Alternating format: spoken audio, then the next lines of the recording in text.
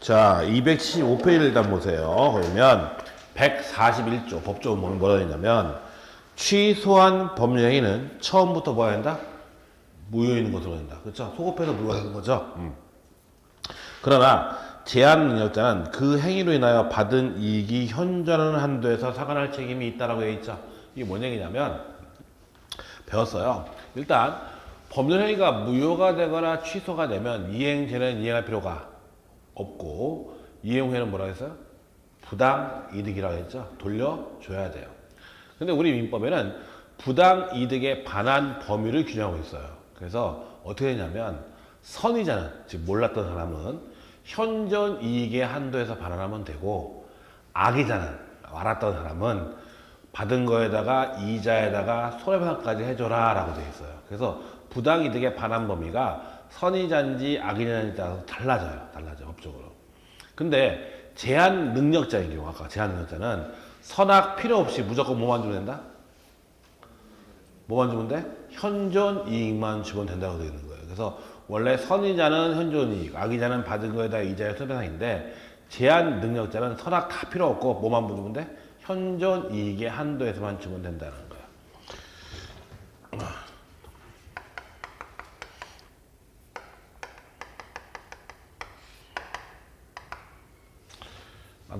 나도 이거 수업 때, 강의할 때마다 이 얘기 해주는데, 실제로 시험에 나올 거라고 생각 안 했어, 솔직히. 근데 시험에 나온 적이 있었어요, 몇 년 전에. 작년에 나왔는데. 그냥 상식적으로 아꼈는데 시험에 나오더라고. 자, 갑이 을한테 노트북을 100만 원에 팔았어요. 100만 원에 팔았는데, 알고 보니까, 그러니까 노트북 주고 100만 원 받았죠. 근데 얘가 18세 미성년자야. 그쵸? 그럼 미성년자가 어떻게 해야? 취소할 수 있죠. 그럼 얘는 노트북 돌려줘야 돼, 말아야 돼? 돌려줘야 되고, 얘는 돈 돌려줘야 되는데, 얘는 뭐만 돌려주면 된다? 갑은? 현존 이익의 한도에서 돌려주면 된다 했죠. 선악 필요 없이. 그렇죠? 자, 근데 얘는 100만 원을 받았는데, 그 100만 원 받은 돈 가지고 30만 원은 유흥비 쓰고요. 30만 원은 학원비 쓰고요. 40만 원은 지금 현재 주머니에 있어요. 그렇죠? 그러면 갑은 을한테 뭘 줘야 돼요? 현존 이익의 한도에서 돌려주면 된다겠죠? 그러면 그 갑이 을한테 돌려줄 돈은 얼마인가라는 거예요. 한마디로 해서. 현존 이익이 얼마냐라는 거죠. 얼마? 대부분 이 문제 나오면 40만 원 이렇게 하는 게 대부분이에요. 대부분 그렇게 얘기해요. 그래서 이 시험이 나왔을 때, 이 시험 나왔는데 40만 원 하면 틀리는 거예요. 40만 원이 아니에요. 얼마냐면 70만 원이에요. 왜 70만 원이냐면, 자, 보세요. 현존이익 개념을 물어본 적이 있었는데. 자, 주머니에 40만 원 당연히 현존이익이 아니에요. 현존이익이죠. 그 다음에 이제 30만 원 유흥비, 30만 원 학원비인데. 자, 30만 원 학원비 쓴 거, 요거는 이 100만 원 노트북 받은 돈에 썼죠.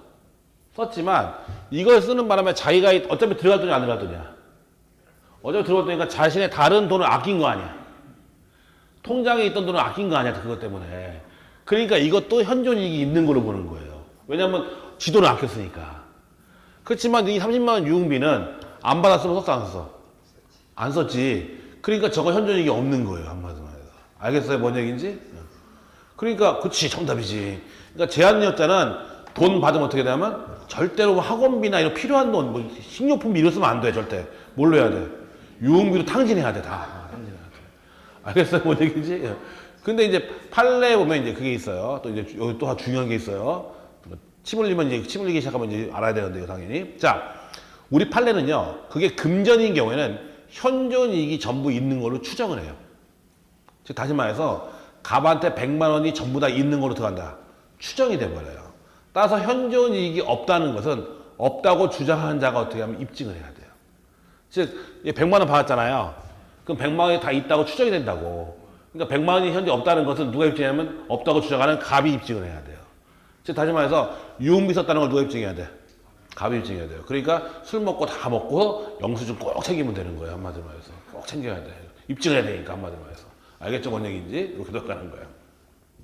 그래서 요게 실제로 시험에 나온 적이 있어요. 현존이 얼마인지 나온 적이 있었어요. 한마디로 말해서. 보시면 되죠.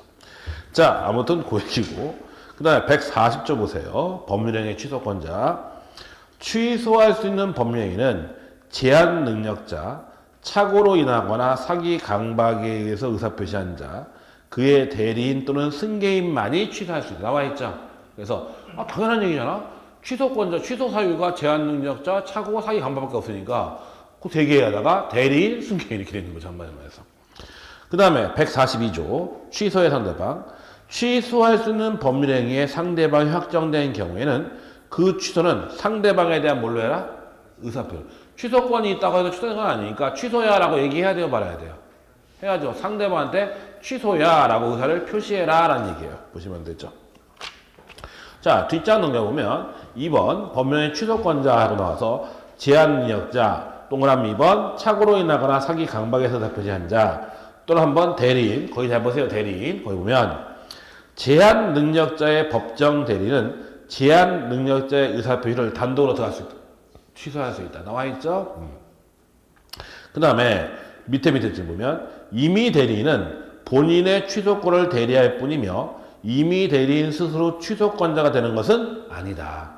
따라서 임의 대리인이 취소권 행사하면 본인으로부터 취소에 관해 별도의 뭐가 있어야 된다. 수권이 있어야 된다. 나와 있죠. 그래서 임의 대리인이 당연히 취소권자가 아니라 임의 대리인이 취소권 행사하면 별도의 뭐가 있어야 된다. 수권행위가 있어야 된다. 승계인, 포괄 승계인은 물론 특정 승계인도 포함된다. 그러나 특정 승계인의 경우에는 취소할 수 있는 행위에 의해서 취득한 권리를 승계한 경우에 하나고 취소권만의 승계는 인정되지 않는다. 나와 있죠. 그것만 주의하면 되는 거예요. 그래서 대리인하고 승계, 임의 대리인하고 특정 승계만 주의하면 돼요. 보시면 되죠. 그 다음에 취소의 대상, 방법, 상대방은 별 거 없고 그 다음 옆에 보면 취소 효과 보면 취소한 법령에는 소급해서 뭐가 된다? 무효인 것으로 본다. 이행하기 전이면 이행할 필요가 없지만 이미 이행한 때는 부당 이득 반환 의무가 생긴다. 선의의 수익자는 받은 이익이 현존한 한도의 책임이 있고 악의의 수익자는 받은 이익에 이자를 붙여 반환하고 손해가 있으면 이를 배상해야 된다. 그러나 제한 능력자는 선의 악의를 묻지 않고 그 행위로 인하여 받은 이익이 현존하는 한도에서 상환할 책임이 있다. 제한 능력자의 현존 이익은 추정되므로 제한 능력자가 현존 이익이 없음을 적극적으로 어떻게 해라? 증명해라. 나와 있죠? 보시면 되는 거죠. 보시면 되고 그 다음에 일부 취소는 지금 볼 게 없고 그 다음에 뒷장 넘겨서 취소할 수 있는 법률행위 추인이라고 되어 있죠? 취소할 수 있는 법률행위 추인이라고 되어 있는데 자 보면 추인이라 함은 취소할 수 있는 법률행위에서 발생한 불확정한 효력을 취소할 수 없는 것을 확정하는 취소권자의 일방적 의사표시, 즉 취소권의 포기를 말한다라고 되어 있죠. 자, 그럼 아까 얘기했지만 무효행위도 들어갈 수 있고 추인할 수 있고 취소할 수 있는 게 추인할 수 있는데 무효행위건 취소행위건 추인하려면 취소 무효원이 종료되는 후에 된다라고 했고 자, 그러면 보세요. 자, 취소란 개념 자체가 일단 효력이 있는 거예요, 없는 거예요? 효력이 있죠. 효력이 있다가 취소하면 처음으로 돌아가서 효력이 없어지는 거.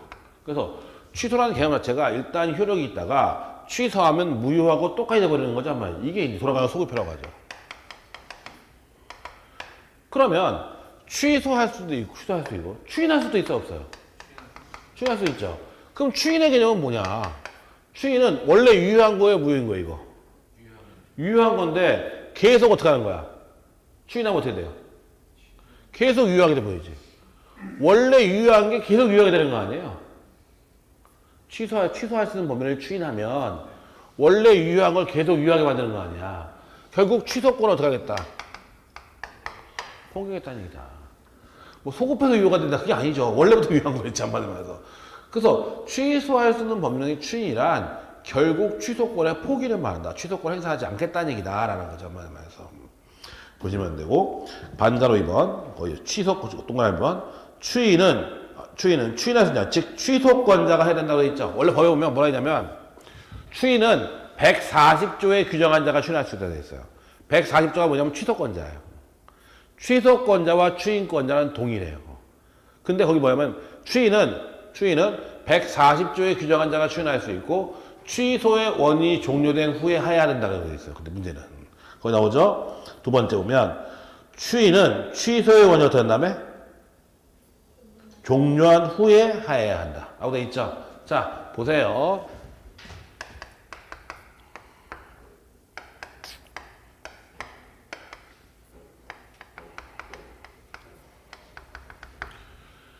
갑을 병이에요. 갑은 18세 미성년자예요. 자, 근데 매매계 하겠죠? 자, 그러면 당연히 여기서 취소권자 누구예요? 이 계약 취소하는 사람, 할 수 있는 사람. 갑, 또 병. 갑도 취소할 수 있고 병도 취소할 수 있죠. 추인권자는? 추인권자. 취소권자와 추인권자는 같다고 돼 있죠. 같다고 돼 있고, 근데 추인은 취소의 원인이 종료된 후에 한다고 돼 있죠. 그러면 뭐예요? 추인권자 누구야? 얘밖에 없어. 얘는 몇 살? 18세니까 아직 미성년자잖아. 취소의 원인이 종료됐어, 안 됐어? 안 되지. 얘가 19세가 되면 추인할 수 있어요. 얘가 19세가 되면 지금 18세죠? 18세 상태에서는 취소만 할 수 있지 추인은 못해요. 응? 문제, 취소권자에 미성년자 있었잖아. 근데 추인권자는 취소의 원인이 어떻게 돼야 돼? 종료돼야 돼. 그러니까 미성년자도 취소할 수 있지만 미성년자인 상태에서는 추인은 못하는 거예요. 한마디로 해서. 알겠죠, 원장님? 얘가 19세가 되면 추인할 수 있어, 없어? 있어. 근데 법정 대리는 취소할 수 있어요, 없어요? 있고 추인도 할 수 있고, 한마디로 해서. 법정 대리는 취소 원인이 종료될 필요가 없거든, 한마디로 해서. 이렇게 되는 거죠. 그 다음에 이제 이렇게 나오죠, 또 이제. 실제 나온 것 중에서 이게 있었는데. 실제 시험 문제에 뭐가 있었냐면, 이렇게 놓고서, 취소권자와 취소의 상대방을 하고 물어봤어요, 문제에서. 그래서 갑이 을한테 땅 팔아갖고 을이 또 병한테 땅 팔아 넘어갔는데 얘가 법정 내리고 얘는 여전히 18세예요. 나오면서 취소권자와 취소의 상대방은 하고 시험에 나온 적이 있었어요. 취소권자 누구? 갑병. 갑도 취소할 수 있어요, 없어요? 있고 병도 취소할 수 있죠. 상대방은? 의사표시 누구한테 해야 돼? 을한테 해야 돼, 정한테 해야 돼, 을정한테 해야 돼. 그치. 상대방에 대한 의사표시를 한다고 돼 있었잖아, 아까. 상대방이 누구예요? 을. 얘는 상대방이 아니야, 얘지. 그래서 얘가 취소할 수 있는데 취소할 표현 누구한테 해야 되냐면 을한테 해야지 정한테 하는 게 아니에요. 그럼 문제를 바꿔서 추인권자와 상대방은? 추인권자 누구? 병. 밖에 없어요. 상대방은 을. 이렇게 되는 거예요. 알겠죠? 뭔 얘기인지. 그러니까 저런 문제에서 이번 갑은 18세 미성년자라고 해서 갑은 여전히 미성년자가 되는 거죠. 여전히 미성년자라고 해서 추인권자 누구냐고 물어보는 거죠. 한마디로 해서. 그럼 여전히 미성년자면 갑은 추인권자가 아니지. 병만 추인권자지. 알겠죠? 뭔 얘기인지. 추인은 언제 해라? 취소의 원이 종료된 후에 해라. 그러니까 쉽게 해서 이거죠. 자, 생각해보세요. 어떤 놈이 나를 강박했어. 협박했어요. 강박에 앞에서 어떻게 할 수 있어요? 취소할 수 있죠. 그쵸? 근데 나 강박당한 사람도 추인권자 맞잖아. 그러니까 걔가 나한테 협박하면서 야 추인도 같이 해 하는 거죠. 그래서 알았어요. 추인도 같이 했어요. 의미가 있냐고. 없죠. 내가 강박에서 벗어난 후에 이제 강박 안 당하고 도망갔어. 그런 다음에 추인해야 의미가 있는 거고 사기당했어요. 사기당하면 취소할 수 있어 없어요? 사기당해 취소할 수 있죠? 사기당한 걸 안 다음에 추인하는 거지. 사기당한 상태에서 추인하는 건 의미가 없는 거죠. 한마디로 해서. 그래서 추인은 항상 언제 해라? 취소의 원인이 종료된 후에 해야 돼요. 보시면 되는 거죠. 자, 그 다음에 제일 중요한 게 밑에 145조 법정 추인. 이거 시험에 되게 잘 나와요. 되게 잘 나오는데 사실 여기서 2호하고 5호만 보면 돼요. 다 필요 없어요. 2호하고 2호 뭐예요? 이행의 뭐? 청구. 1호 뭐예요? 1호. 1호는 뭐야? 1호는 뭐야? 전부 또는 일부의 이행. 2호는 이행의 청구. 달라요. 하나는 1호는 이행이고 2호는 이행의 청구예요. 그 다음 5호 뭐예요? 취소할 수 있는 행위로 취득한 권리의 전부나 일부의 양도. 근데 여기서 2호하고 5호만 주의하면 돼요. 다 필요 없어요. 법정주의. 자, 어디 보면 법정주의 145조. 취소할 수 있는 법률에 관하여 전조의 규정에 의하여 추인할 수 있는 후에 다음 각호의 사유가 있으면 추인한 것으로 본다.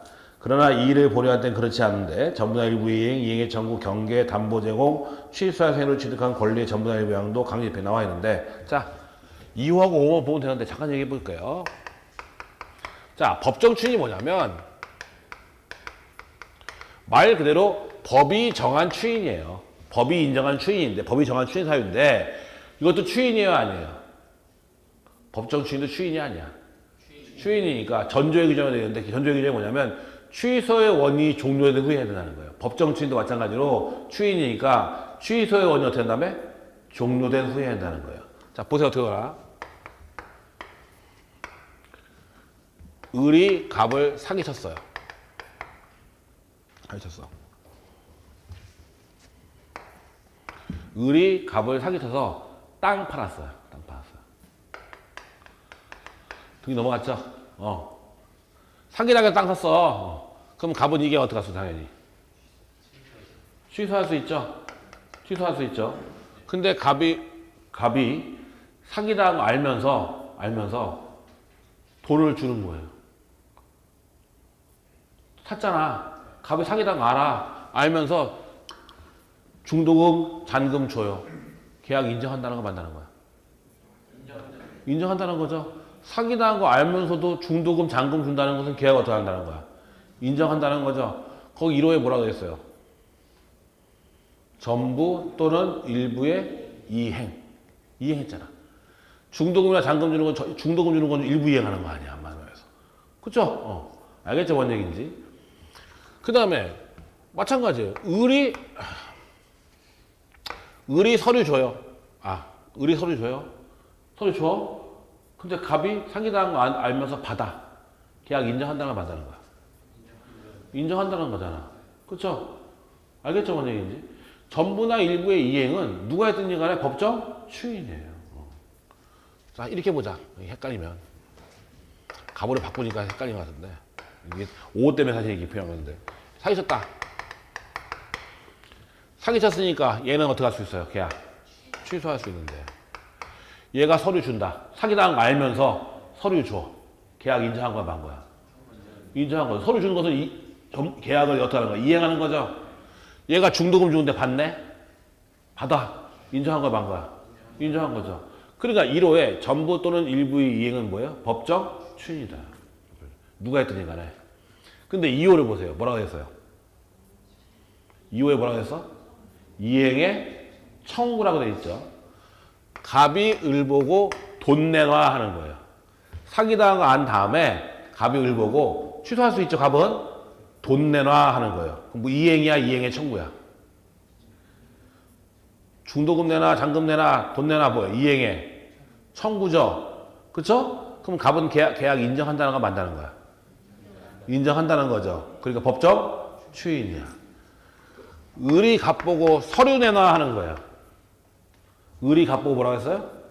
서류 내놔. 그쵸? 그러면 갑은 계약 인정한 거야? 아니지.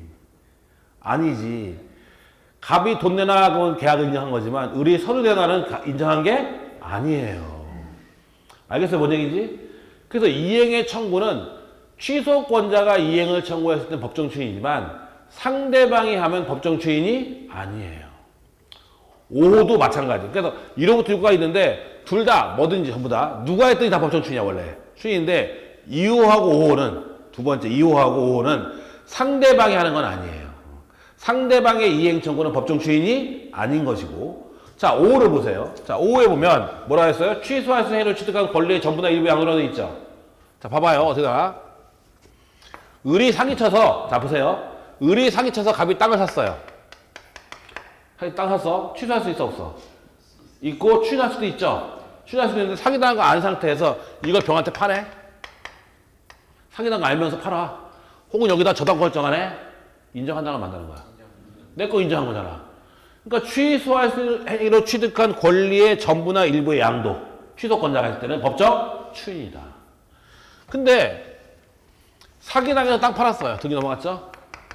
사기당해서 땅 팔았어. 등이 넘어갔죠? 얘가 병한테 팔아요. 여기다 저당 결정해요. 갑이 계약 인정한 거야? 아니잖아. 그러니까 5호에 취소할 수 있는 행위로 취득한 권리의 전부나 일부의 양도도 누가 했을 때만? 취소권자가 했을 때만 법정 추인이고 상대방이 하는 건 법정 추인이 아니다라는 얘기가 나오는 거예요. 다 필요 없어요. 맨날 시험에 나오는 게 뭐냐면 다음 중 법정 추인이 아닌 것을 물어보면서 상대방의 이행 청구가 나와버려요. 상대방의 이행 청구는 법정 추인이 아니에요. 알겠죠? 그것만 잘 기억하고 있으면 돼요. 2호 다 필요 없어. 2호하고 5호만 잘 기억하면 돼. 그러면 나머지는 다 누가 했든 법정 추인인데 2호하고 5호만 상대방이 했을 때는 법정 추인이 아니에요. 보면 알잖아 금방. 그렇죠? 나같이 나쁜 사람들은 뭐라고 하냐면 이렇게 내버려요. 상대방의 일부 이행 법정 추인이 아니야.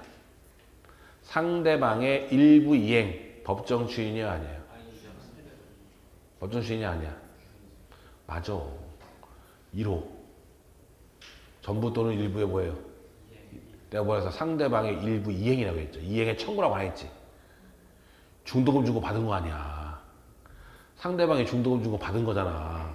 계약 인정한 거야, 만 거야? 인정한 거지. 이행의 청구와 이행은 다르다고요. 돈 주세요 한 건 뭐예요? 이행의 청구고 돈 준 걸 받는 건 이행이죠. 이행. 틀린 거예요. 이행의 청구. 잘 틀려요 그걸. 그래서 이행의 청구하고 이행은 다르다는 거예요. 그래서 상대방의 이행 청구가 아닌 거예요. 이행은 맞아요. 한마디로 해서 보시면 되고. 그래서 보면 법정 추인 사유에서 보면 279페이지에 동그라미 2번 법정 추인 사유에서 두 번째 이행의 청구.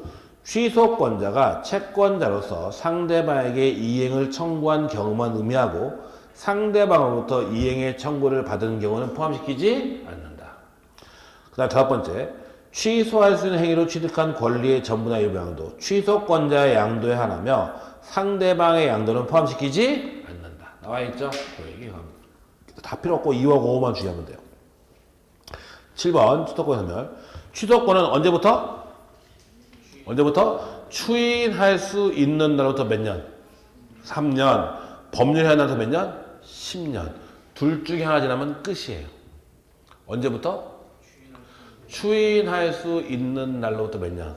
3년. 그 다음에 법률해야 날부터 몇 년? 10년. 둘 중에 하나 지나면 땡이다라는 거예요. 한마디로 해서. 자, 이거 볼까요? 취소권 행사 기간은, 취소권은 사기당한 걸 안 날로부터 3년, 법률에 한 날부터 10년. 맞아요, 틀려요? 사기당한 걸 안 날로부터 3년, 법률에 한 날부터 10년. 맞아, 틀려? 맞지. 사기당한 거 안 날이 취소의 원인이 소멸 종료한 날이고 그게 추인할 수 있는 날이잖아. 다시 시험에 이렇게 나네요. 일단 가장 흔하게 되는 문장이 그거예요. 취소권은 취소할 수 있는 날로부터 3년, 법률에 한다고 10년 이렇게 돼요. 맞아, 틀려? 취소권은 취소할 수 있는 날로부터 3년, 법률에 한다고 10년. 맞아, 틀려? 틀려. 취소가 아니라 뭐예요? 추인이야. 그렇게 속이면 뭐 3년, 10년은 기억해. 근데 언제 뭐 3년인지 몰라. 그러니까 취소할 수 있는 3년은 다 틀려요. 아주 그냥. 취소가 아니라 뭐예요? 추인할 수 있는 날. 근데 이제 이렇게 표현해요.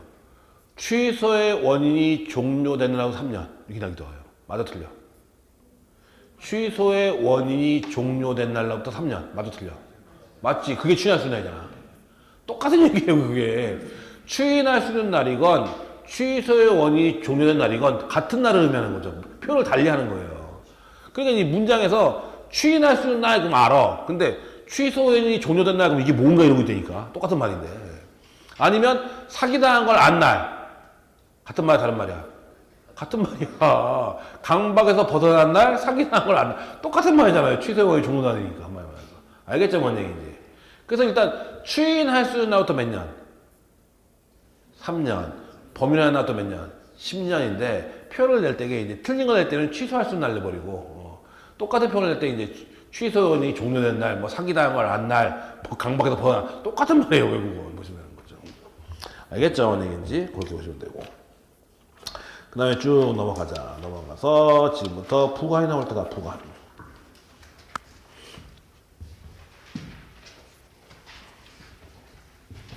부관 문제가 한 문제 내지 두 문제 정도 나오는데 한 문제 정도 나와요. 한 문제 정도 요즘에는. 옛날에 거의 한 두 문제 나왔는데 요즘에 한 문제 나오는데 거의. 가끔씩 보면 부가는 포기 이런 것도 있는데 이게 사실 부가는 별거 없어요. 알고 보면 별거 없는데 처음에 이제 이해하기가 좀 힘들어서 그런데 자 부관에서는 크게 두 가지가 있어요. 뭐가 있냐면 개념을 알아야 되는데 일단 조건이 있고 뭐가 있다? 기한이 있어요. 조건과 기한 두 가지가 있어요.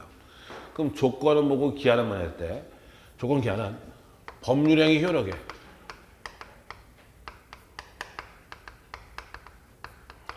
발생 또는 소멸을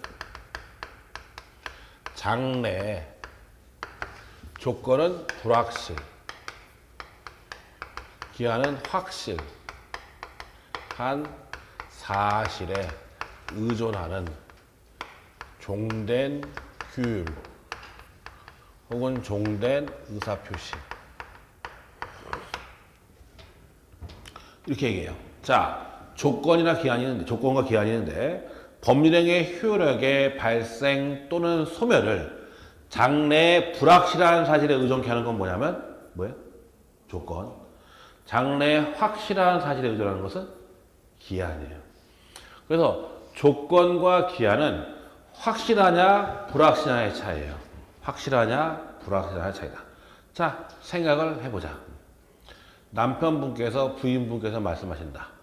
새 차 한 대 사줄게. 새 차 준대. 땡큐 했더니만 시험에 합격하면 이라고 했다. 내년 시험에 합격하면 이라고 했다는 거예요. 그럼 내년 시험에 합격할지 말지는 장래의 발생이 확실해요 불확실해요? 알 수 없죠? 뭐예요? 조건이에요. 조건이에요. 불확실하잖아. 근데 차 한 대 사줄게 해놓고서 돌아오는 생일 선물로 라고 했다는 거예요. 그럼 생일은 장래의 발생이 확실해 불확실해? 확실하죠? 뭐예요? 기한이에요. 알겠어요? 뭔 얘기인지? 장래의 발생이 확실하냐 불확실하냐에 따라서 조건과 기한이 나눠져요. 근데 여러분들 헷갈리게 만드는 게 있는데 뭐가 있냐면 기한에서 이제 이것 때문에 헷갈려요. 확정기한이라는 게 있고 불확정기한이라는 게 있는데 이것 때문에 이제 또 헷갈려요. 기한에 대해서. 자, 생각해보자. 내가 죽으면 조건이다 기한이다. 내가 죽으면 조건이에요 기한이에요? 조건이야 기한이야? 죽어 안 죽어? 안 죽어? 여태까지 안 죽은 사람 있었나? 역사적으로? 죽어 안 죽어요? 발생이 확실해 불확실해? 확실해. 그러니까 뭐예요? 기한이야. 근데 언제 죽을지 몰라. 그래서 뭐라면 불확정기한이라고 해요. 그걸. 발생이 확실하긴 확실한데 객관적으로 언제 발생하는지 모르는 걸. 그걸 불확정기한이라고 하는 거예요. 크리스마스 때, 설날, 돌아오는 생일날 장래의 발생이 확실해요 불확실해요? 확실하죠. 그리고 객관적으로 언제 온지 알아요 몰라요? 알죠. 그건 뭐예요? 확정기한이에요. 그럼 이거 생각해보자. 눈이 오면 조건이에요 기한이에요?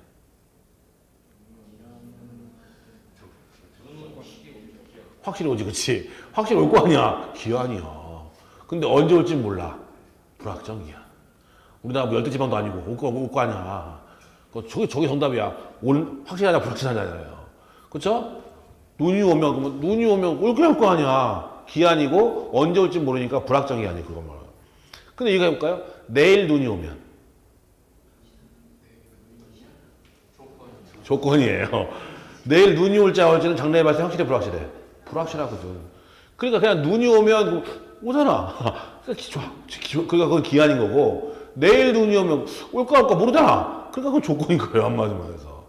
그러니까 이 헷갈리는 게 이것 때문에 헷갈리는 건데 조건과 기한은 장래의 발생이 확실하냐 불확실하냐 차이지 객관적으로 언제 오냐 안 오냐의 차이가 아니라는 거예요. 한마디로 해서. 그래서 생각해보면 확실하면 기한, 불확실하면 조건 이렇게 되는 거죠. 몇 년 전 여러분 시험에 그게 있었어요. 내가 키우던 개가 죽으면 나왔어요. 내가 키우던 개가 죽으면 뭐예요? 기한이지. 죽지 개 안 죽어? 보시면 되는 거죠. 기한이고 불확정기한이죠 그거 말고. 문제에서 조건 찾는 문제였는데 거기서 이제 내가 키우던 개가 죽으면 있었어요. 내가 키우던 개가 죽으면 조건이 아니죠. 그건 기한이죠. 말해서. 자, 다시 조건 두 가지가 있는데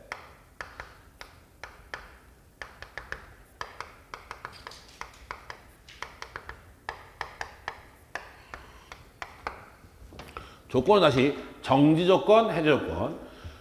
기한은 시기, 종기. 정지 조건은 뭐냐면 정지, 효력이 어떻게 됐다? 효력이 정지돼 있다가 조건이 성취되면 효력이 발생하는 걸 정지 조건이라고 하고 해제 조건 거꾸로 해요. 효력이 발생하다가 조건이 성취되면 효력이 없어지는 것을 해제 조건이라고 얘기를 해요. 시기는 시작하는 건 아닌 거죠. 효력이 발생하지 않다가 그때가 되면 효력이 발생하는 건 시기. 종기는 끝나는 거니까 효력이 발생하지 않는 걸 종기다라고 얘기해요. 이게 정의조건, 해제조건, 시기, 종기의 개념인데 자 생각해보자고요. 뭐 별거 없어요. 아까 그거 해보자고요. 남편분께서 부인분께서 말씀하셨어요. 차 한 대 사준다고. 언제? 시험에 합격하면. 그러면 차를 사준다. 시험에 합격하면은 장래의 발생이 확실해요? 불확실해요? 불확실하니까 뭐예요? 조건이고. 지금은 차 사달라고 할 수 있어요? 없어요? 지금은 사달라고 할 수 있어? 없어? 없지. 그 효력이 발생하지 않다가 시험에 합격하는 순간 달라고 할 수 있어? 없어? 있죠. 안 좋은 소송 제기하면 되고. 그렇죠? 이게 정의조건이에요. 해제조건 거꾸로 생각하면 돼요. 내 차 너 가져 하는 거예요. 내 차 너 가지세요. 땡큐 했죠? 그랬지만 근데 시험에 떨어지면 반납하세요 라는 거죠. 그럼 시험에 떨어질지 말지는 장래의 발생 확실해 불확실해? 불확실하니까 조건이고. 지금은 일단 차 가져요 못 가져요? 지금은 차 가져 못 가져 일단? 갔다가 효력이 발생하다가 떨어지는 순간 없어지죠? 해제조건이에요. 자 시기 똑같은 얘기예요. 자 내 차 한 대 사줄게 돌아오는 생일 선물로 라고 했다는 거죠. 그러면 돌아오는 생일이라 했으니까 확실하니까 기한이고 지금은 사달라고 할 수 없고 생일날 아침에 눈 뜰 때 사달라고 했으니까 그렇죠? 시기. 종기. 내 차 너 가져 올해 말까지. 이거죠 뭐. 내 차 너 가져라 올해 말까지. 이거죠. 종기. 그럼 지금은 갔다가 내년 1월 되면 못 갖는 거잖아요. 그걸 종기라고 하는 거예요. 그럼 결국 어떻게 되냐면 결국 봐봐요. 법률행위 효력에 잘 보세요 여기. 발생을 장래의 불확실한 사실을 의존케 하는 건 뭐냐면 정의조건이에요. 발생. 법률행위 효력에 소멸을 장래의 불확실한 사실을 의존케 하는 것은 해제조건이에요. 봐봐. 정의조건 효력이 발생했어요 안 했어요? 안 했다가 시험에 합격하면 발생하잖아. 그러니까 발생을 불확실한 사실을 의존케 하는 거죠. 그 다음에 시험에 떨어지면 반납이라고 했으니까 마찬가지 소멸을 불확실한 사실을 이렇게 되는 거죠. 그 다음에 법률 효력의 발생을 장래의 확실한 사실을 의존케 하는 것은 시기고 소멸을 장래의 확실한 사실을 의존하는 것은 종기예요. 한마디로. 이게 정의조건, 해제조건, 시기, 종기의 개념이에요. 자, 우리 판례에 나타난 상황 하나 잠깐 볼까요?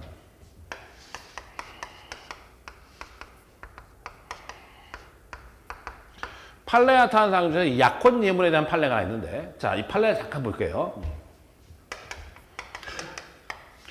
갑과 을은 갑남과 을녀는 약혼을 했어요. 약혼을 했는데 시어머니 될 사람인 A가 여자한테 약혼 예물을 엄청 많이 줬나 봐. 엄청 많이 줬어. 약혼 예물을 되게 많이 줬어요. 뭐 수억 대 줬나 봐. 아무튼 대법원까지 갔으니까. 그래서 약혼 예물 줬다가 그다음에 둘이서 혼인했어요.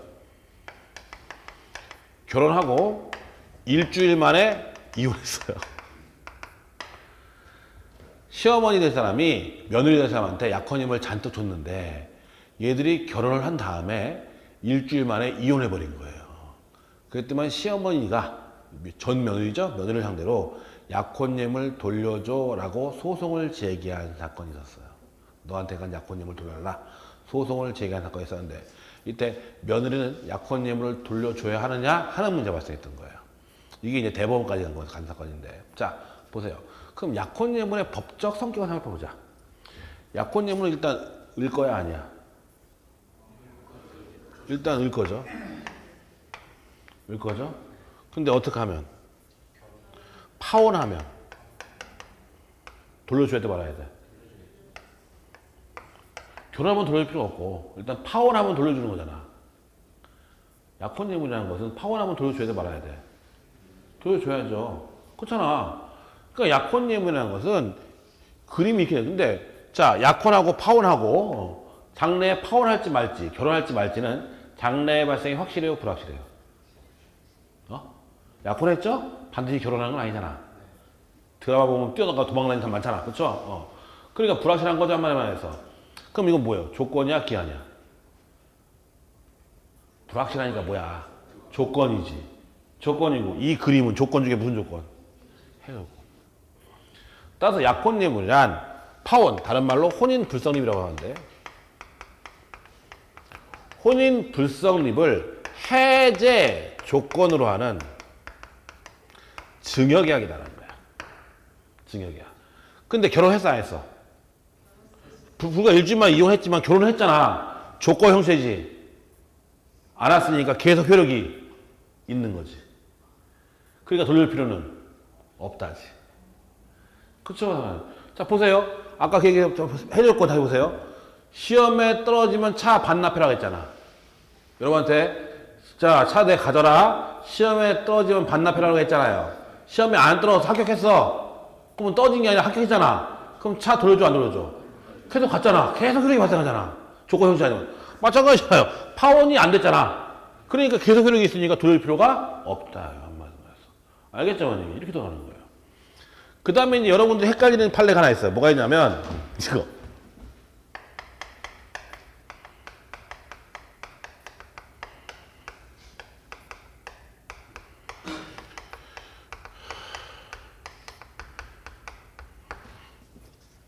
시험에 잘 나온다, 이거. 잘 나온다고 봐도 시험에 나오면 어마무시하게 틀리는 문제예요. 부척관계 종료를 해제 조건하는 증여계약. 유효일까, 무효일까? 응? 부척관계 뭐라고요? 종료를 해제 조건하는 증여계약. 유효예요, 무효예요? 자, 옛날에 뭘 배웠냐면 부척계약을 맺으면서 뭘 주는 건 뭐라고 했어요? 무효. 부척관계 끝내면서 뭘 주는 건?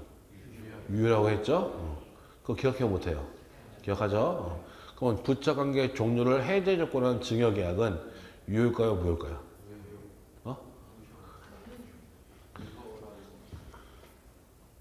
무효 맞아요. 다음은 전부 다 요거만 봐요. 부척관계 종료만 봐. 부척관계 맺는 건 뭐라고 했어? 무효고 부척에 끝내면서 주는 건 유효라고 했으니까 부척관계 종료라고 돼 있잖아, 지금 문장에. 아, 유효구나라고 생각하는데 아니에요. 이건 무효예요. 이게 왜 무효냐? 보세요, 이제. 지금 부척관계 종료를 해줄 건 증여계약이라고 했단 말이에요, 문장 자체가. 이게 판례 있는 거, 이거. 자, 그러면 해줄 거라는 게 뭐예요? 일단 효력이 있어, 없어? 있다가 조건이 성취되면 효력이 없어지는 거 아니야. 이 그림이냐, 그림이. 근데 이 끝나는 게 뭐예요? 부척관계 종료예요. 이게잖아. 그쵸? 그러면 어떤 얘기가 되냐면 땅을 첩한테 준다는 거 아닌다는 거, 일단. 첩한테 줬다가 우리 관계 끝나면 어떻게 하겠다? 돌려받겠다. 그잖아, 지금 얘기가 뜻이 그러잖아. 부척관계 종료를 해제 조건은 증여계약이라고 했으니까 그림이 이렇게 그리잖아요, 지금 그림이. 그럼 일단 내가 아파트를 첩한테 줬다가 부척관계가 끝나면 아파트를 어떻게 하겠다? 돌려받겠다는 얘기잖아, 지금 얘기가. 이 얘기는. 그쵸? 천하의 나쁜 놈이죠. 그쵸? 제일 나쁜 놈. 그쵸? 그러니까 부척관계 맺으면서 아파트를 준다는 얘기잖아, 결국 이거는. 그쵸? 그러니까 뭐예요? 무효예요. 그래서. 그러니까 학생들이 이 문장이 이게 딱 시험에 나오면 이것밖에 안 보이거든. 부척관계 종료밖에. 아, 맨날 머릿속에 기억해. 부척관계 맺으면서 주는 건 무효, 끝내면서 주는 건 유효. 머릿속에 기억하고 있거든요. 그러니까 딱 이거 보서 아, 종료, 유효 한다고요. 아니라고. 그림이 적게 된다고, 저거는. 그래서 부척관계를 종료하면서, 자, 다시 우리 부척관계 종료하면서 뭐 생활비, 양육비 주는 거 유효예요, 무효예요? 그건 유효야. 부척관계 종료하면서 생활비, 양육비 주는 건 유효라고 했죠? 부척관계 맺으면서 아파트 주고 뭐 이런 거 다 무효라고 했죠, 한마디로 해서. 근데 부척관계 종료를 해제 조건은 증여계약 해버리면 그림이 이렇게 돼 보인다고. 그래서 무효가 돼 보인다고요, 한마디로 해서. 알겠죠, 뭔 얘기인지. 이렇게 들어가요. 주의해야 돼요, 이거. 자, 아무튼 요게 이제 조건과 기한에 대한 얘기들이에요. 그 다음에 조건과 기한에서 시험에 제일 많이 나오는 거 가르쳐줄게요. 제일 많이 나오는 게 뭐가 있냐면 이건 시험에 나오면요 무조건 그리면 돼요. 써놔, 이렇게 갖다가. 이렇게 쓰면 돼요. 그냥 시험에 나오고 잘 나오거든요, 이거. 이거 나오면 무조건 생각을 하지 마. 그냥 정지, 해제, 기성, 불로 써놓고 O, X, X 딱 치면 절대로 틀릴 일이 없어, 이거. 절대로 안 틀려, 이 문제는. 틀릴 일이 없어. 근데 머릿속에서 맴맴매 돌고 있으면 무조건 틀린다고 봐야 돼요. 자, 여러분 일단 290페이지 잠깐 보세요. 290페이지에 법조문 잠깐 일단 먼저 보죠. 147조 조건 성취 효과 1항 정지 조건이는 법령에는 조건이 성취한 때부터 그 효력이 생긴다. 2항 해제 조건이는 법령에는 조건이 성취한 때부터 효력을 잃는다. 3항 당사자가 조건 성취 효력을 그 성취 전에 소급하게 할 의사를 표시한 때는 그 의사에 의한다고 되어 있죠. 자, 293페이지 보세요. 뒷장 293페이지 맨 밑에 기한 도래 효과라고 되어 있죠. 1항 시기 있는 법령에는 기한이 도래한 때부터 그 효력이 생긴다. 종기 있는 법령에는 기한이 도래한 때부터 그 효력을 잃는다. 사망이 있어요, 없어요? 사망이 있어, 없어? 없죠? 없어. 조건에 사망이 있었어, 없었어? 앞에 조건에 사망이 있어요, 없어요? 있어. 틀려요. 지금 정리조건, 해조건, 시기, 종기 개념을 두는데, 자, 그러면 조건 성취 효력이나 기한 도래 효력은 소급표가 있어요, 없어요? 조건 성취 효력이나 기한 도래 효력은 소급표가 있어요, 없어요? 거기 법 뭐라 했어? 지금 그림 보세요. 소급해서 효력이 생기는 거예요? 그때부터 효력이 생기는 거예요? 정지 조건 있는 법령에는 조건이 성취한 때로부터 효력이 생긴다. 해제 조건 있는 법령에는 조건이 성취한 때부터 효력을 잃는다. 소급표 있어, 없어? 없지. 소급표가 어디 있어? 그림을 봐봐요. 내가 언제 소급한다 했어? 그때부터 효력이 생긴다. 그때부터 효력이 생긴다. 소급표가 둘 다 없어요. 조건이건 기한이건 소급표는 없다 해요. 그림 보면 금방 하잖아. 그쵸? 근데 조건은 아까 사망이 있어요, 없어요? 있죠. 사망이 보면 뭐라냐면 당사자의 특이하게 해서 소급하게 할 수 있다고 되어 있는 거예요. 조건 성취력은 소급표가 있다, 없다? 없는데 특이하게 의해서 소급하게 할 수 있다는 거예요. 근데 기한은 사망이 있어, 없어? 없어. 절대 안 돼요. 소급 안 돼요, 절대. 근데 뭐 이것까지 잘 안 내긴 하는데 일단 이건 시험에 내요. 조건이건 기한이건 소급표는 없다. 그때 봐요. 그때부터 효력이 생긴다. 그때부터 그림 자체도 그때부터 효력이 있지 한마디로 해서. 그 다음에 151조. 자, 290페이지에 151조 보세요. 거기 보면 1항 잠깐 보면 조건이 선량한 풍속, 기타 사회질서에 위반하는 것일 때는 그 법령에는 뭐로 한다? 무효라. 즉 불법 조건이 붙은 법령에는 무효로 한다는 얘기인데 시험에 나올 때 그거죠? 자, 내가 1000만 원 줄게. 문제 있어요, 없어요? 나 너 1000만 원 줄게. 문제 있어, 없어? 없죠? 근데 붙이죠? 갑을 죽이면. 갑을 죽이면 불법 조건이 붙은 거죠? 시험에 나오는 문장은 이거예요. 불법 조건이 붙은 법령에는 조건만 무효다. 그게 나와요, 시험에. 불법 조건이 붙은 법령은 조건만 무효예요? 법령이 전부가 무효예요? 전부가 무효죠, 당연히. 그 시험에 내요. 그 다음에 2항과 3항 있죠? 그게 요거예요, 지금. 그거는 시험에 그대로 내요. 법조문 그대로 내는데 거의 보세요. 2항. 조건이 법률행위 당시 이미 성취한 것인 경우. 그걸 뭐냐면 기성조건이라고. 이미 성취했죠? 이미 이룰성 해서 기성조건이라고 하는 거예요. 경우에는 그 조건이 뭐라고 되어 있어요? 정의조건. 기성조건이 뭐라고? 봐요. 정의조건이면 뭐라고 되어 있죠? 조건 없는 법률이라고. 해제조건은 뭐다? 무효. 봐봐. 정의조건이 기성조건인데 정의조건 조건 오면 해제조건은 무효 이렇게 돼 있어요. 그 다음에 3항. 조건이 법률행위 당시 이미 성취할 수 없는 것인 경우. 이미 성취할 수 없죠? 성취할 수 없는 게 뭐예요? 불능조건. 성취가 불가능하다는 얘기죠. 불가능한 경우에, 불능조건인 경우에 그 조건이 해제조건이면 조건 없는 법률이라고. 해제조건이면 조건 법률이. 정의조건이면 무효. 이렇게 있죠. 그러니까 이 그림이에요, 이 그림. 근데 이거 생각해보면, 곰곰이 생각해보면 알아요. 아는데 생각할 시간이 없어요. 생각하면 5분 걸리거든, 일단. 자, 보세요, 어떻게 되나. 나는 작년도 올해 아직 안 지났으니까. 올해 주택관리사 시험에 나는 합격을 했어요. 합격했어. 근데 그 누구에도 그 사실을 알리지 않고 있어요. 며느리도 모르고 아무도 몰라. 나 혼자 알고 있어.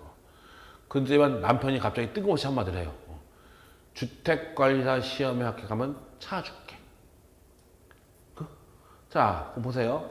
주택관리사 시험에 합격하면 뭐 해주겠다? 차를 사주겠다. 뭐예요? 정지 조건이죠. 그쵸? 근데 나는 이미 합격했어, 안 했어? 합격했지. 그럼 조건이 의미가 있어, 없어? 없지. 당장, 그래, 차에 나 할 수 있어, 없어요? 있지. 즉, 기성 조건이 정기 조건이면 조건 없는 놈. 조건이 없는 거와 똑같다. 그렇잖아, 얘기가. 그쵸? 자, 그러면 불능 조건이 정기 조건이야? 생각해보자. 불능 조건이 정기 조건이다. 자, 생각해보자고요. 차 한 대 사줄게라고 했어요. 땡큐 했죠? 해가 서쪽에서 뜨면. 차 한 대 사준대.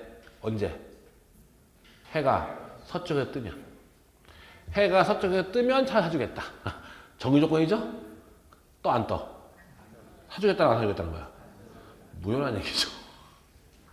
정기 조건이 불능 조건이면 무효다. 알겠죠? 뭔 얘기인지. 이거 보자고. 해 조건으로. 내 차 너 가져. 했어요. 땡큐죠? 땡큐. 해가 서쪽에서 뜨면 반납해. 라는 거죠. 내 차 가지래요. 근데 해가 서쪽에 뜨면 반납하래요. 반납 받겠다는 거 안 받겠다는 거야? 안 받겠다는 얘기지. 조건 없는 문명이. 알겠어요? 뭔 얘기인지? 그러니까 이걸 곰곰이 생각해보면 답이 나온다고, 이게 사실은. 나오는데 이게 시험에 나오면 생각할 시간이 없어. 그냥 옆에다가 조그맣게 정지, 해제, 기성, 불능에도 OX 쳐놓으면 이거 절대 안 틀려요, 이거. 그대로 나오는 건가요? 네, 그대로 나와요. 이 법정 그대로 내기도 하고, 그대로 내기도 하고, 아니면 부점 나와요. 그러니까 기성 조건이 정지 조건이 이렇게 나오기도 되고. 그러니까 기성 조건이 정지 조건이 이렇게 나오면 기성 조건이 정지 조건, 나오잖아, 이렇게. 근데 그렇게 하면 쉬워, 차라리. 근데 이 점은 내잖아. 법정 그대로 내거든요? 내는 경우도 있거든? 그럼 이렇게 돼요. 이항처럼 조건이 법률이 당시 이미 성취한 것인 경우에는 하고 나온단 말이에요. 그럼 이게 뭔지 몰라 틀려. 기성 조건이잖아, 이게. 근데 그 용어를 몰라 틀린다고. 그러니까 기성 조건, 정지 조건 하면 아는데 조건이 이미 성취된 경우 이렇게 나와버리면 이게 뭔지 몰라 틀리는 경우가 있어요, 가끔씩. 알겠죠, 뭔 얘기인지. 그래서 이 법정은 그대로 내기도 하고 이런 식으로 내기도 하고. 어차피 똑같아요. 그러니까 시험에 제일 많이 나와요, 조건에서. 조건 문제에서. 꼭 약바의 과목처럼 맨날 나오는 거예요, 이거 한마디로. 알겠죠, 뭔 얘기인지. 보시면 되죠. 그 다음에 옆에 본 내용들이 좀 있는데 옆에 있는 내용들은 잠깐 쉬었다 보도록 하죠.